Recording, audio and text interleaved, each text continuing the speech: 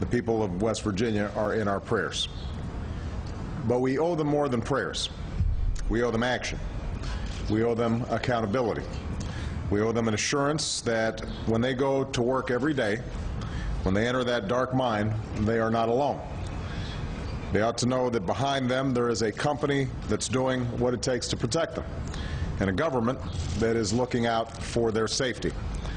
I want to emphasize that this investigation is ongoing, and there's still a lot that we don't know. But we do know that this tragedy was triggered by a failure at the Upper Big Branch mine.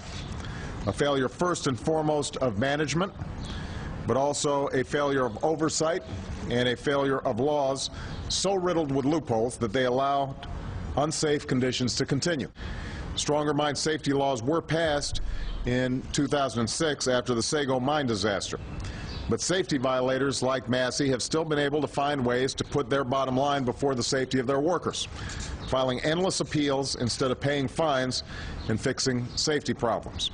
We need to make sure that miners themselves, and not just the government or mine operators, are empowered to report any safety violations. We know what can cause mine explosions, and we know how to prevent them. I refuse to accept any number of miner deaths as simply a cost of doing business. If a tragedy can be prevented, it must be prevented. That's the responsibility of mine operators, that's the responsibility of government, and that is the responsibility that we're all going to have to work together to meet in the weeks and months to come.